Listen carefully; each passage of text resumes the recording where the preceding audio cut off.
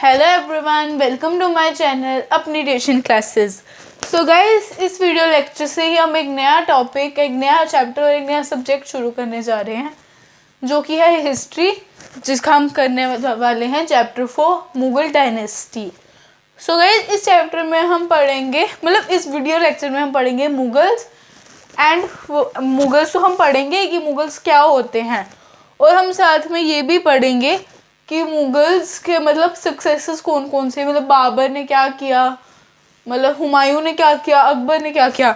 इस video lecture में हम वो 3 ही पढ़ेंगे, और अगली वीडियो लेक्चर में जो कि मैं आज पोस्ट करूँगी उसमें हम आगे वाले 3 पढ़ेंगे, मीन्स जहांगीर, शाहजहां एंड औरंगजेब। और फिर उसके बाद हम पढ़ेंगे tradition succession of Mughal empire. So guys, let's start. इस वीडियो लेक्चर में हम करेंगे मुगल्स। तो सबसे पहले तो मुगल्स ही स्टार्ट कर, मुगल्स पढ़ते हैं कि मुगल्स थे कौन, मुगल्स क्या करते थे, उनका रोल क्या था। सो गाइज, जो मुगल्स थे वो 2 बहुत बड़े बड़े लाइनेजेस के, मीन्स 2 बहुत बड़े किंगडम्स के वो डिसेंडेंट्स, मतलब बहुत बड़े बड़े डिसेंडेंट्स नहीं थे।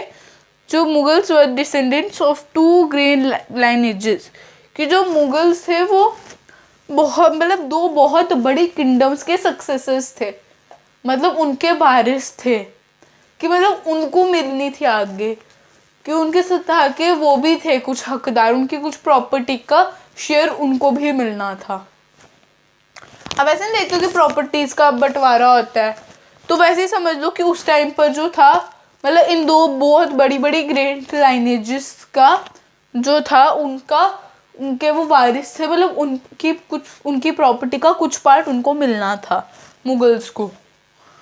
अब from maternal side they were the ruler of जेंगिस Khan, ruler of Mongol tribe, and from paternal side they were the successors of Timur, the ruler of Iran, Iraq and modern day Turkey.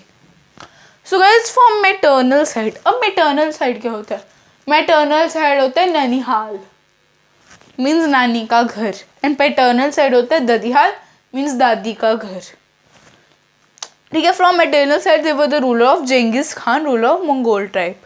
तो मतलब अपने ननिहाल की तरफ से वो जेंगिस खान के successors थे, मीन्स जेंगिस खान की प्रॉपर्टी उनको मिलनी थी आगे, प्रॉपर्टी का कुछ शेयर मिलना था। और जो जेंगिस खान था वो मंगोल ट्राइब और चाइना का रूलर था। ठीक है। फिर पैटर्नल साइड अपने ददिहाल की तरफ से वो तिमूर के सक्सेसर्स थे, मीन्स तिमूर के वारिस है। तिमूर की उनको कुछ प्रॉपर्टी का कुछ शेयर नहीं, उनको पूरी प्रॉपर्टी ही मुगल्स को मिलनी थी, मीन्स मैटर्नल साइड की तरफ से उनको कुछ शेयर मिलना था प्रॉपर्टी का, लेकिन पैटर्नल साइड की तरफ से उनको पूरी प्रॉपर्टी ही मिलनी थी। ठीक है। तो जो था ना, मतलब उनका जो पैटर्नल साइड थी उनका रूलर था तिमूर, और अब तिमूर रूल करता था ईरान में, इराक में और टर्की में, मतलब as modern day Turkey, in the sense कि जिसको हम अभी टर्की बोलते हैं, उस पर भी रूल करता था। ठीक है। मतलब देख सकते हो मुगल टर्की में पहुंच गए, तो इतना लंबा डिस्टेंस कवर कर गए। तो ठीक है। जो जेंगिस खान था वो मरा था 1227 CE, मीन्स 1227 में मरा था। 12,000 नहीं, 1227 में उनकी डेथ हो गई थी। 1227 CE में वो मर गए थे। ठीक है। Timur died in 1404 CE, means जो तिमूर थे, जो उनकी पैटर्नल साइड के रूलर थे तिमूर, वो उनकी डेथ हुई थी 1404 CE में, उनकी डेथ हो गई थी। एंड जेंगिस खान की हुई थी 1227 CE, तिमूर की हुई थी 1404 CE। ठीक है। जो मुगल्स थे उनको पसंद नहीं था कि कोई उनको मंगोल बोले। अब आप बोलोगे मंगोल कौन थे? क्योंकि जो जेंगिस खान था वो रूल करता था मंगोल ट्राइब पर, तो मीन जेंगिस खान को भी मंगोल ही कहा जाता था। ठीक है। तो जो मुगल्स है उनको पसंद नहीं था कि कोई उनको मंगोल कहे, कि मीन्स कोई उनको बोले कि वो अपने ननिहाल की तरफ से मंगोल हैं, क्योंकि उनको अपने ननिहाल वाले पसंद नहीं थे। क्यों नहीं पसंद थे वो पढ़ते, क्योंकि जो जेंगिस खान था उन्होंने बहुत सारे लोगों को फालतू में ही मार दिया था, मतलब उनकी कोई गलती नहीं थी, उनको तब भी सजा दी थी, जो कि मुगल्स को बिल्कुल पसंद नहीं था। तो इसलिए मुगल्स को पसंद नहीं था कि कोई उनको मंगोल बोले, क्योंकि जो उनके वो थे, उनके ननिहाल की तरफ से जो थे रूलर जेंगिस खान, उन्होंने बहुत सारे लोगों को मारा, बहुत सारे मासूम लोगों को मारा था जिनकी कोई गलती ही नहीं थी, जो बिल्कुल इनोसेंट थे, उनको मार दिया था। ठीक है, उनको मार दिया था उसने। फिर जो तिमूर है, वो जो मुगल्स है ना, वो उनको अपने जो उनके ननिहाल वाले थे ना, उनको वो बहुत पसंद थे, उनको अपने तिमूरिड रूलर बहुत ज़्यादा पसंद थे, तिमूर रूलर बहुत ज़्यादा पसंद थे, क्योंकि उन्होंने अपनी डेथ से पहले दिल्ली और आगरा को अपने अंडर कर दिया था, मीन्स अपने मुगल एम्पायर के साथ जोड़ लिया था। और तिमूर ने दिल्ली को कैप्चर किया था 1398 में। गाइस इन डेट्स को याद रखना है, डेट्स क्योंकि बहुत इंपॉर्टेंट है और पेपर में आती हैं। तो गाइस अभी हमने इतना ही पढ़ा, अब हम उसके बाद पढ़ेंगे मुगल्स, वो मीन्स मुगल्स के जो सक्सेसर्स थे उन्होंने क्या क्या किया था कि वो पढ़ेंगे। अभी आप ये नोट करो, ये इसका स्पेशली डेट ज़रूर नोट कर लेना, क्योंकि ये डेट पेपर्स में आती है। तो पहले आप नोट करो, फिर हम वो पढ़ते हैं। Okay guys,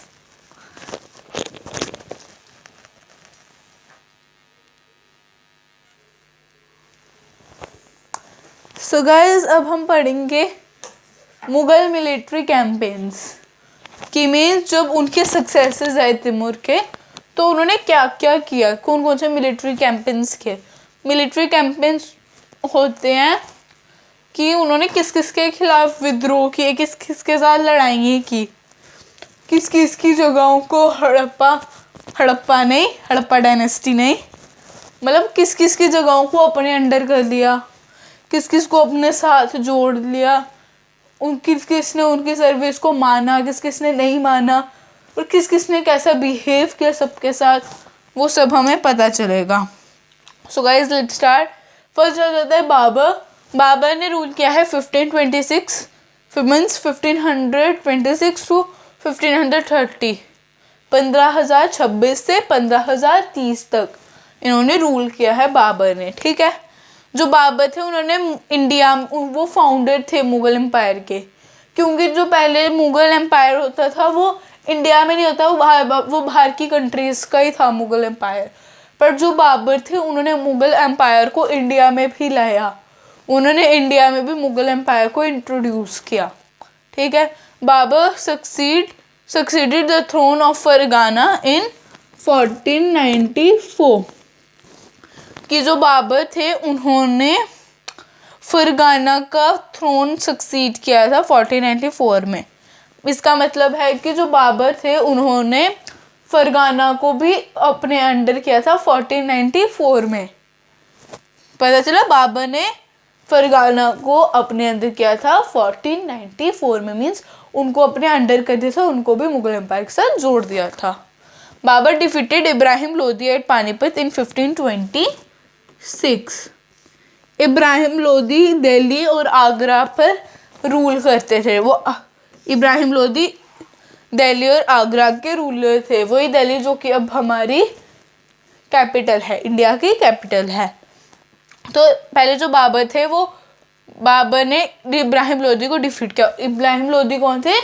Delhi and Agra के रूलर। और ये आपको क्वेश्चन आ सकता है, who was the ruler of Delhi and Agra, तो आप लिखोगे Ibrahim Lodi was the ruler of Delhi and Agra. ठीक है, तो बाबर ने इब्राहिम लोदी को डिफीट किया था पानीपत में, क्योंकि बाबर और इब्राहिम लोदी की लड़ाई पानीपत में हुई थी। तो बाबर ने डिफीट किया था इब्राहिम लोदी को पानीपत में, वो भी 1526 में, मतलब 15,026 में। ठीक है, और गाइस ये जो है ना, Babur succeed the throne of Fergana in 1494, तो इसका मतलब वो नहीं है कि उन्होंने अपने अंडर लड़ाई करके किया था। इसका मतलब है कि उनके जो पिता थे तिमूर, उन्होंने उनको अपना थ्रोन दिया था, क्योंकि उस टाइम वो फरगाना पर भी राज कर रहे थे। तो उन्होंने फरगाना का थ्रोन दे दिया था बाबर को, मतलब फरगाना का सिंहासन उन्होंने बाबर को दे दिया था, क्योंकि बाबर ही उनके नेक्स्ट सक्सेसर थे। ठीक है, फिर आ जाता है he defeated Rajput rulers at Chanderi in 1528, कि उन्होंने एक राजपूत रूलर्स होते हैं उनको उन्होंने चंदेरी में डिफीट किया था। ठीक है, कहाँ डिफीट किया था? चंदेरी में। वो भी किया था 1528 में, मतलब 1528 में उन्होंने डिफीट किया था राजपूत रूलर्स को, वो भी चंदेरी में। ठीक है, तो गाइस आपको क्वेश्चन आ सकता है कि which type of rulers the Babur has defeated at Chanderi. तो आप लिखोगे Babur defeated Rajput rulers at Chanderi in 1528। और आपको ये भी आ सकता है Babur defeated Rajput rulers at dash at which place in 1528। तो आप लिखोगे Babur defeated Rajput rulers at Chanderi in 1528। और इसको आप एक और क्वेश्चन आ सकता है आपको, Babur defeated Rajput rulers at Chanderi in which year. तो आप लिखोगे Babur defeated Rajput rulers at Chanderi in 1528। तो मतलब आप देख सकते हो कि एक ही लाइन में से कितने क्वेश्चन निकल गए, 3 क्वेश्चन निकाल दिए हमने।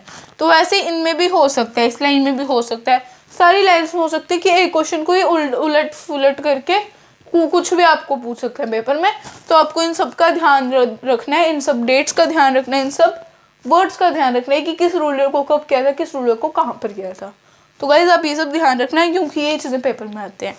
And he died in 1530। Guys ये तो सबसे इम्पॉर्टेंट है, क्यों ये हर जगह पूछ सकते हैं कि ये मतलब ये जो चीज़ें होती है ना कि कौन कब मरा था, कौन कब पैदा हुआ था, ये सब चीज़ें हर जगह पे पूछते हैं मोस्टली।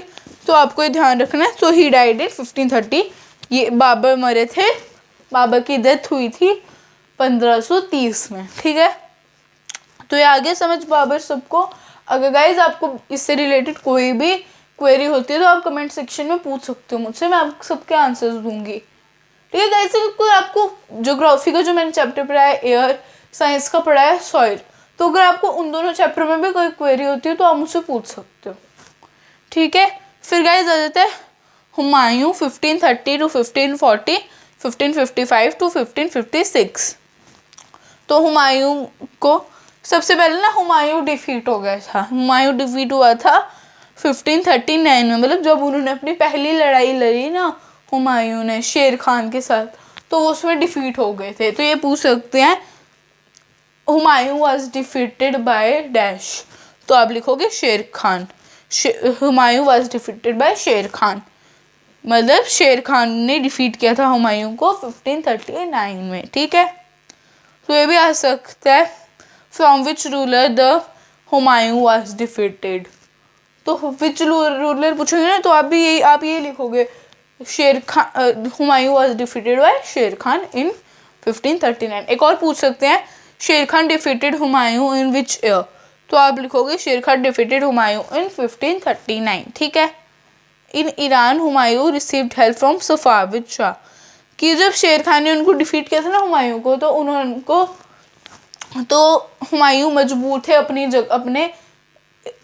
एरिया को छोड़ने के लिए, वो मजबूर कर दिया था शेर खान ने। तो इसलिए फिर उनको अपना एरिया छोड़कर ईरान में जाना पड़ा, और ईरान में हुमायूं को हेल्प किया था सफाविद शाह ने, कि ताकि वो अपने किंगडम को फिर से ले सके, फिर से अपने अंडर कर सके। तो इसमें आपको क्वेश्चन पूछ सकते हैं in Iran dash received help from Safavid Shah. तो आ सकता है in Iran Humayun receive help from Safavid Shah. तो in Iran Humayun received help from dash, तो इधर आ जाएगा सफाविद खान।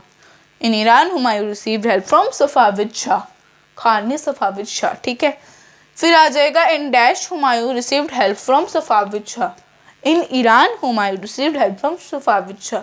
तो आप देख रहे हो ना मैं आपको कितने क्वेश्चंस बता दिए मैंने आपको, क्योंकि एक लाइन में से ना टीचर कुछ भी डाल सकता है। क्योंकि टीचर ने पढ़ाया है तो वो कुछ भी डाल सकते हैं। तो आपको बुक्स को भी अच्छे से पढ़ना है, इधर भी अच्छे से समझो, ताकि आपको जब पूछा जाए वही क्वेश्चन तो आप उसका इतने एबल हो कि आप उसको आंसर कर सको।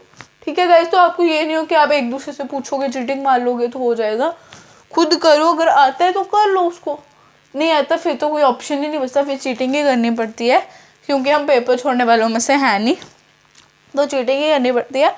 बट अगर आपको ऐसे जब आपको पता चल रहा है, आपको कोई बता रहा है, तो आप उस पर ध्यान दे लो।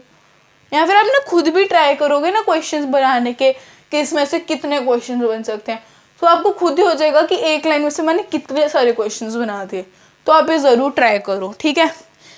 तो हुमायूं कैप्चर्ड दिल्ली इन 1555, ठीक है। बाबर ने भी दिल्ली को कैप्चर किया था, पर लेकिन जब हुमायूं शेर खान से डिफीट हो गया था तो उसने दिल्ली को भी अपने अंडर कर लिया था। पर आपको ये पता चल रहा है कि हुमायूं किसका बेटा था? हुमायूं बाबर का बेटा था, तभी उसको बाबर की सल्तनत मिली, ठीक है।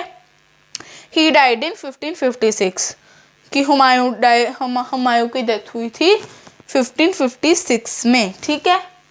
सो गाइज आई होप आपको समझ आया होगा हुमायूं और बाबर का।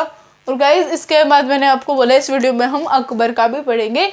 अकबर का मैंने अभी नीचे इसलिए नहीं लिखा है क्योंकि उसका जो रूल था ना, उनको 3 पार्ट्स में डिवाइड किया गया है, तो उनको हम अभी पढ़ेंगे। इतनी देर तक आप इन दोनों के वो बना लो, नोट्स बना लो, ओके।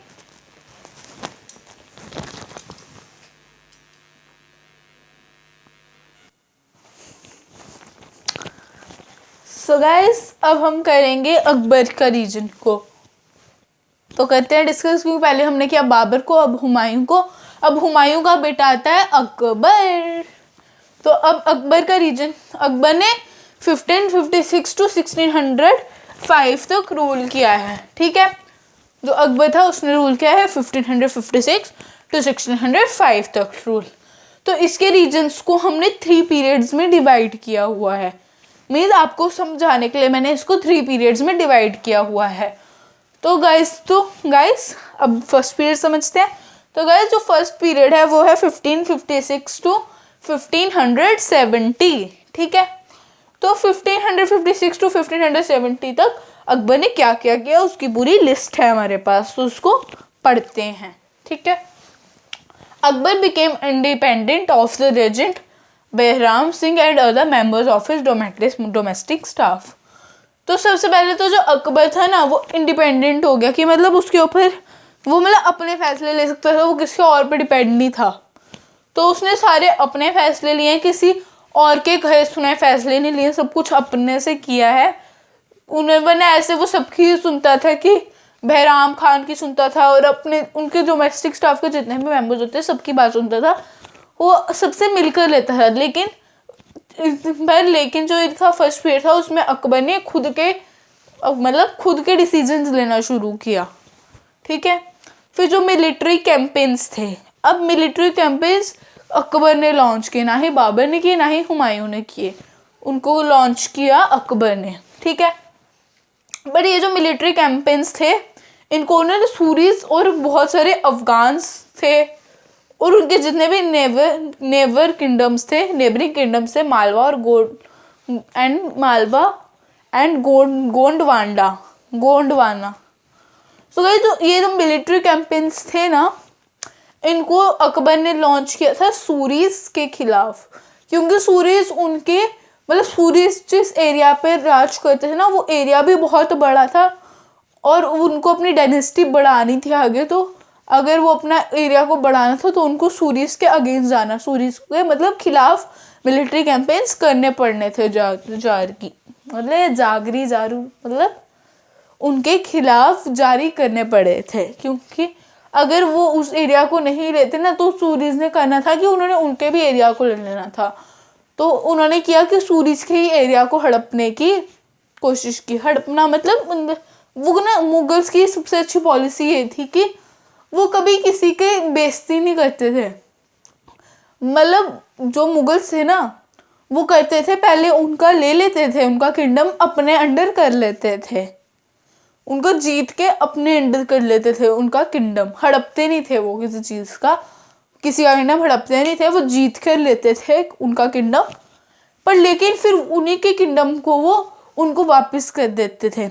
ऐसे वो बोलते थे कि अब ये मुगल एरिया में आ गया है किंगडम भी, बट वो उन किंगडम पे वो उस राजा को राज करने देते थे।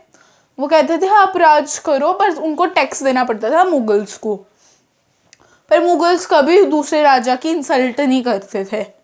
हाँ, क्योंकि जो अंडर आ गया ना मुगल्स के, तो मुगल्स हमेशा उनको अपने से रिस्पेक्ट देते थे, अपने से इज्जत देते थे, इज्जत, उनको इज्जत देते थे। और कभी ना उनकी डिसरिस्पेक्ट नहीं करते थे, मतलब उनकी कभी बेइज्जती नहीं करते थे कि आप हो ही कौन, आपने क्या ही किया, हमने, आप हमारे अंडर काम करते हो, ये करते हो, वो करते हो, वो कभी किसी को कुछ नहीं बोलते थे। वो मतलब करते थे अपना, वो अपने अंडर कर लेते थे उस किंगडम को अपने अंडर कर लेना पहले उन्होंने, फिर उसी किंगडम को उनको वापस कर देना, कहते थे आप राज कर लो, बस आप हमें टैक्स देते रहो, उस किंगडम से जितना भी टैक्स आता है आप हमें देते रहो, कुछ टैक्स आप अपने पास रखो और कुछ जितना भी टैक्स आता है वो सारा आप हमें दो। और उसको क्योंकि वो आता तो एरिया मुगल्स के अंदर है, अंडर आता है, वो मुगल्स के अंदर आता है ना वो एरिया, मुगल्स की जितनी भी डायनेस्टी है उसके अंडर ही आएगा वो, तो अब उसके अंडर आता है वो एरिया।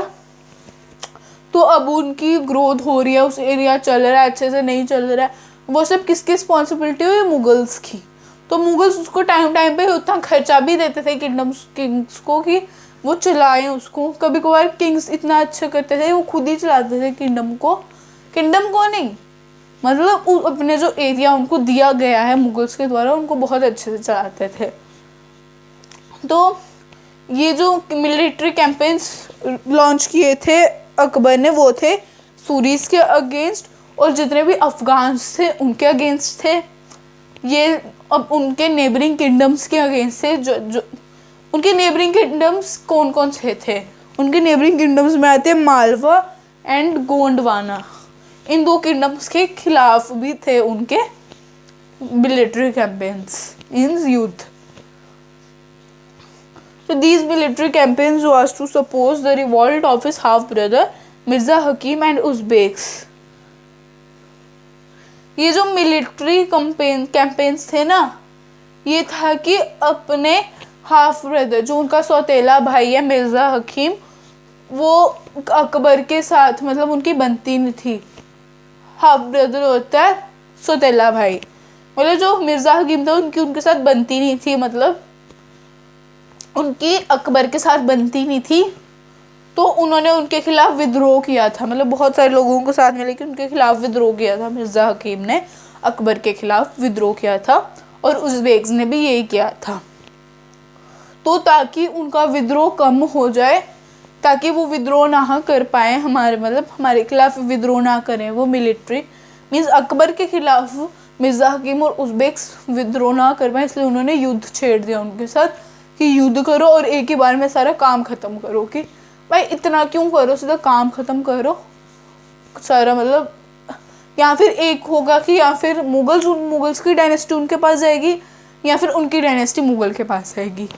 और जो थे ना अकबर, भाई स्टेबल हो जा स्टेबल, कुछ नहीं जा रहा तेरा, हो जा स्टेबल, हो जा भाई, ट्राइपॉड हो जा स्टेबल, क्या जा रहा है तेरा, हाँ शांति से स्टेबल हो जा।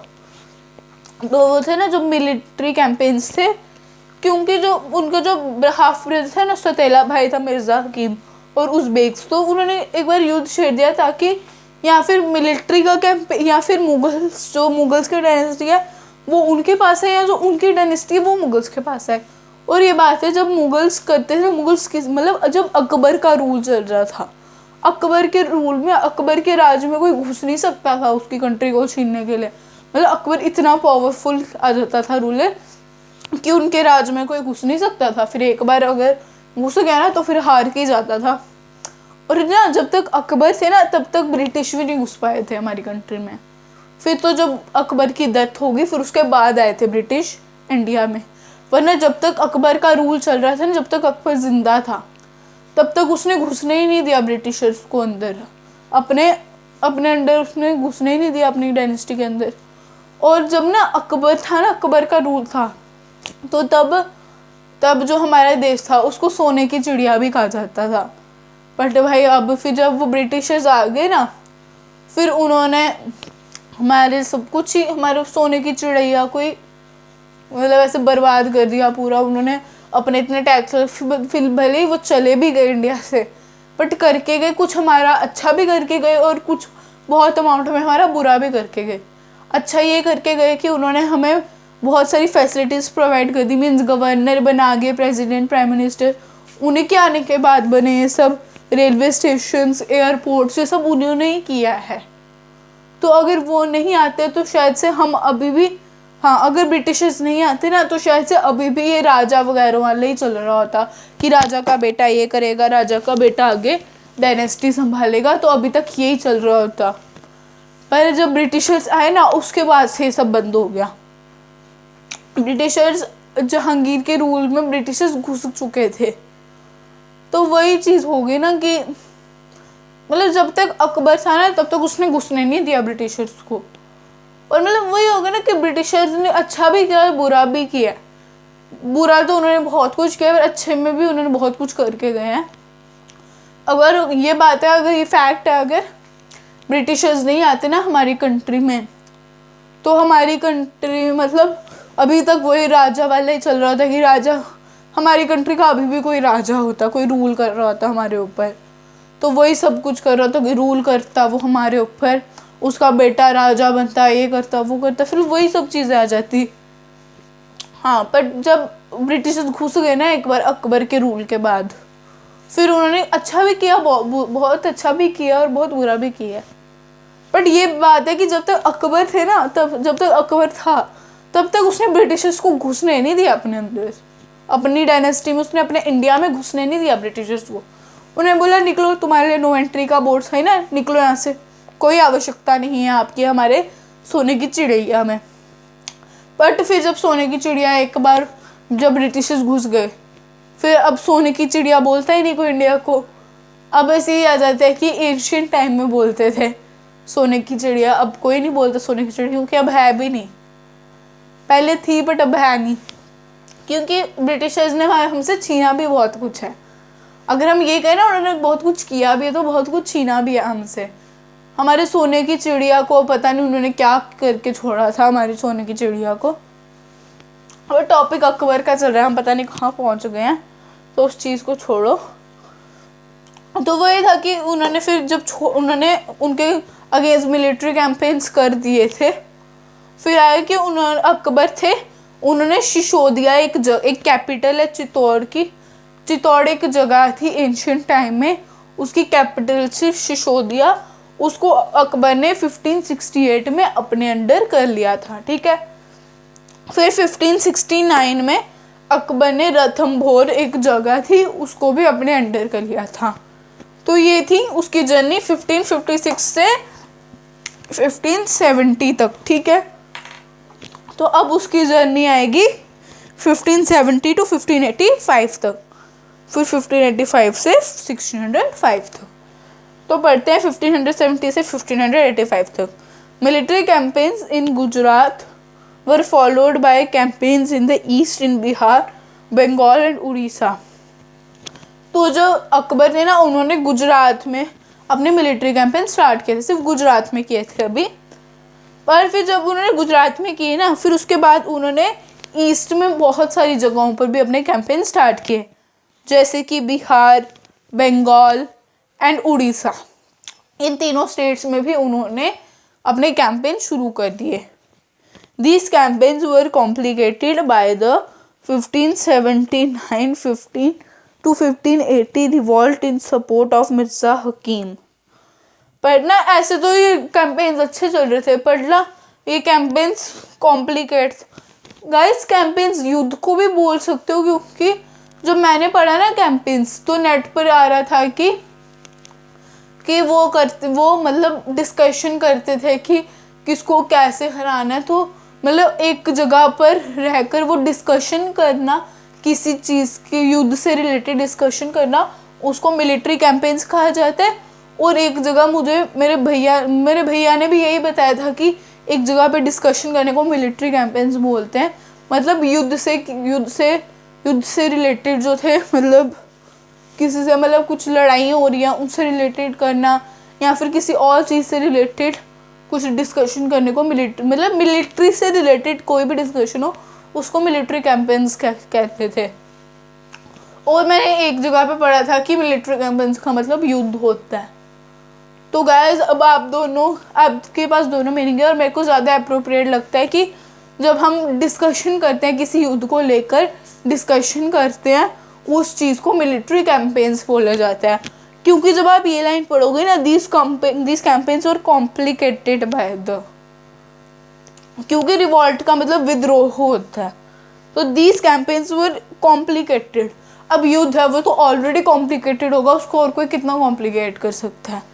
तो वही चीज़ आ गई, डिस्कशन टाइप ले लो आप उसको, मिलिट्री से रिलेटेड कोई भी डिस्कशन होगी तो उसको कहा जाएगा मिलिट्री कैंपेन्स, ठीक है।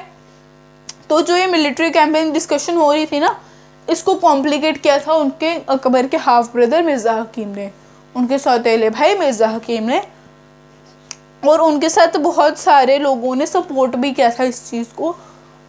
उन्होंने बहुत सारे लोगों ने विद्रोह किया था इस चीज़ का, कि मतलब मिर्ज़ा हकीम का सपोर्ट किया था और अकबर के मिलिट्री कैंपेन्स का विद्रोह किया था, जो कि हुआ था 1579 से 1580 तक।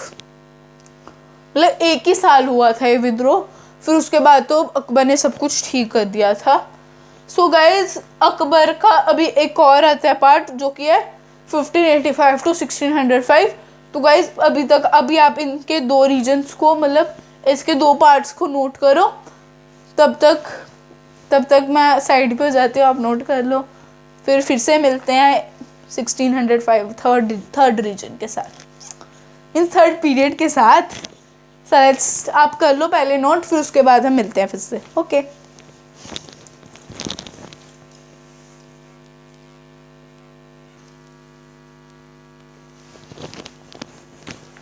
सो गाइज, अब आ जाता है हमारा 1585 टू 1605 तक, मीन्स उसका थर्ड पीरियड, अकबर का थर्ड पीरियड। सो गाइज, इसके थर्ड पीरियड में उसने किया था मिलिट्री कैंपेन्स वो launched in the north west. Military campaigns उन्होंने नॉर्थ वेस्ट एरिया में भी लॉन्च कर दिए थे। जो कंधार था, सफाविद से उन्होंने कंधार को अपने अंडर कर लिया, मतलब सफाविद से युद्ध करके उन्होंने गंधार को भी अपने अंडर कर लिया, ठीक है। जो Kashmir was annexed as also Kabul after the death of Mirza हकीम। जो कश्मीर था उसको भी उन्होंने अपने अंडर कर दिया था, काबुल को भी अपने अंडर कर दिया था। पर कब किया था? जो मिर्ज़ा हकीम की डेथ हो चुकी थी तब उसके बाद उन्होंने किया था, अपने अंडर किया था कश्मीर और काबुल को मिर्ज़ा हकीम की डेथ के बाद। और मिर्ज़ा हकीम कौन था? अकबर का सौतेला भाई, मीन्स अकबर का half brother. So guys, I hope आपको इस वीडियो पूरी समझ आई हो। और गाइज़, अगर आपको कोई भी क्वेरी होती है तो आप मुझे कमेंट सेक्शन में पूछ सकते हो, मैं आपको ज़रूर आंसर दूंगी उसका नेक्स्ट वीडियो में। सो गाइज़, प्लीज़ मेरे चैनल को सब्सक्राइब करो। अगर आपको वीडियोस हेल्पफुल लगती हैं तो लाइक करो। सो गाइज़, अब अपने जितने भी फ्रेंड्स और रिलेटिव्स का शेयर कर सकते हो चैनल को, उतना शेयर करो, मुझे बहुत खुशी होगी। और guys, I will meet in my next video. Till then take care, stay home, stay safe, bye guys. So guys, मैं 2 मिनट रुकी हुई हूँ, जिसको नोट करना है वो कर सकते हैं। Bye guys.